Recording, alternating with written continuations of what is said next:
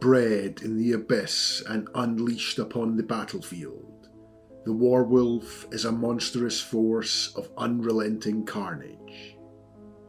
Twisted by infernal corruption, these grotesque beasts serve the Heretic Legion as brutal shock troops. Their claws and fangs tearing through enemy ranks with savage efficiency.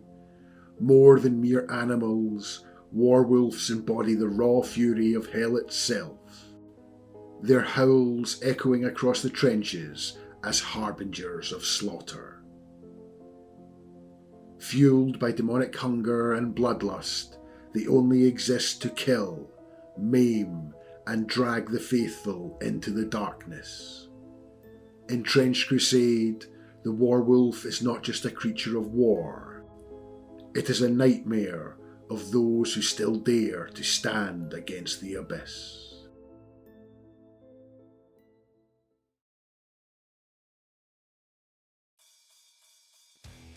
Hey guys, welcome back. Today I'm going to be continuing on with my Trench Crusade painting series, sticking with the Heretic Legion, but this time it's the Warwolf, which is a really insane looking model that I've been looking forward to painting for quite some time. I did have a few print fails with this model, but managed to resolve the issue. And the first part of the process was to prime the model in black, and in my case I used Colourforge matte black. And the first part of the painting process was to paint in all of the skin. And to do that, I used the Army Painter Deep Skin Tone Triad. And I'm going to be using all colours in the triad apart from the very lightest. And the first step in the process is to get a base coat down of the darkest colour, which is the obsidian skin. And I'm just aiming to get a nice even coverage across all of the flesh areas. And the reason I'm starting off with the flesh first is that I'm planning to do a lot of dry brushing. And when dry brushing, you're best to start off with all of the inward areas first. And in that case, that's going to be the skin. And this just makes any cleanup process a bit easier. And when we move on to the more outward areas like the fur and the armour, it'll be a lot easier to dry brush without making too much mess.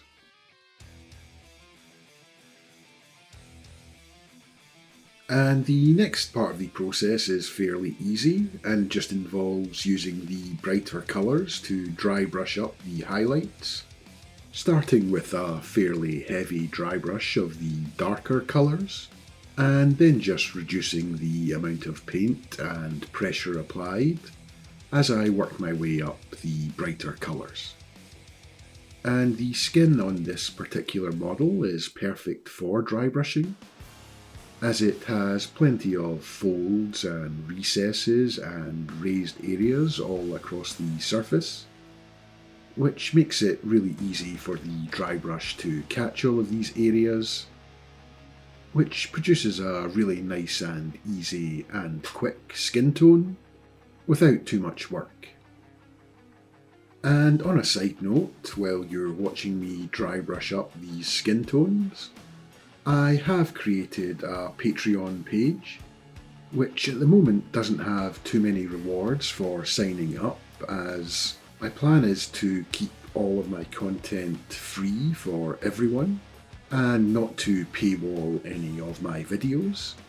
So if you do want to support my channel and make sure that all of my future content remains free for all, then check out my Patreon page linked in the description.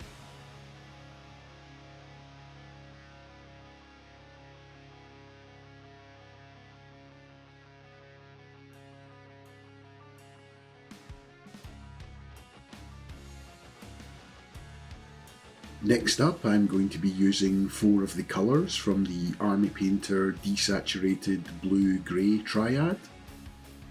And I'm just going to be using exactly the same technique here. The only difference being that I'm going to be dry brushing the base coat on rather than painting it on. And by doing this, it's going to leave some of the black primer still left in all of the recesses, which is going to help build up some additional contrast. And you just want to take extra care when painting around any of the previously painted flesh area. So just switch your dry brush size down to the smallest you have to ensure you don't get any misplaced brush strokes. But if you do, it's not too much of an issue, as it will be easy enough to go in with one of the previous flesh tones and just do a bit of touch-ups later on. And again, I'm just going to be working my way up through the brighter colours, reducing the amount of paint and pressure applied with each step up in brightness. And because the fur is pretty much all ridges, it is the ideal area for applying this dry brush technique, even more so than the skin. And it's almost better to dry brush this type of area rather than go in with a brush and try and paint every individual hair one by one.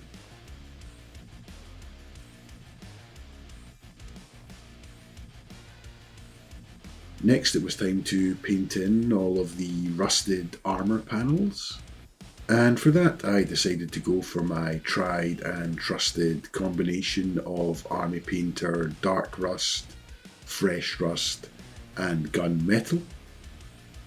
Firstly, by dry brush stippling the dark rust onto all of the armour panels.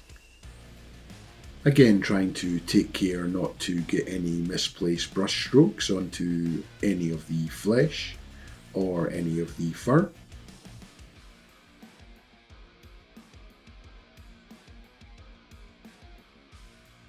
And then coming in with an even lighter dry brush stipple of the fresh rust and just randomly dabbing this across the armour panels.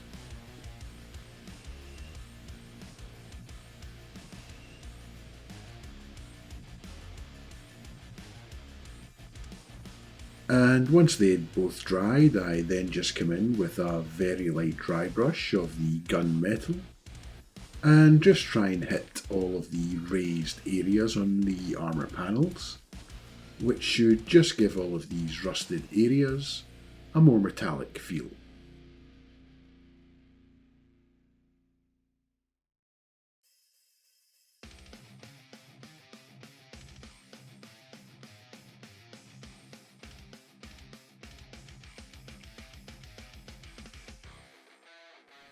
Next, I gave the entire model a coat of satin varnish, which should help protect it from the upcoming enamel washes, and I just applied this via airbrush across the entire model, but this could also easily be done by applying it via a brush. And once that was done, it was time to go in with some enamel wash and apply some shade to the model. And to do that, I used some Villainy Inks, Ichor of the Damned, mixed in 50-50 with some white spirits, and just applied over the entire model. And this should just help darken the entire model and run into all of the recesses and cracks, and help provide a little bit more shade and contrast across the entire model. I then left that to dry for around 15 to 20 minutes, and then just came in with some makeup sponges and wiped away all of the excess enamel wash, paying extra attention to any raised and upward facing surfaces that would be naturally more highlighted.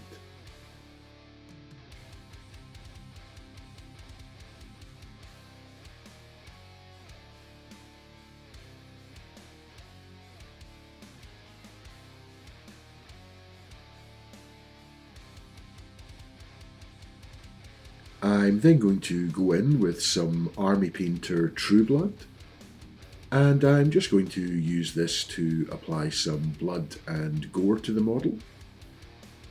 And I'm just going to take a very small amount of this on the tip of my brush and just dab it in and around any areas that I want to be bloody.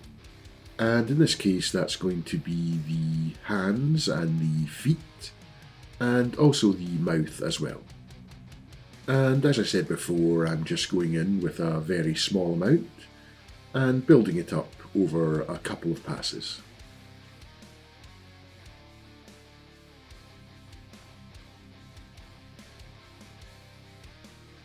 I then attach the model to the base, before then going in with the final step, which was an application of Dirty Down Gore.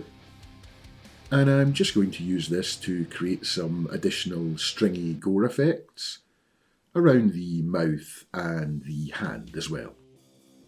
And after that, the model was now complete and ready to join the ranks of the rest of my Trench Crusade models.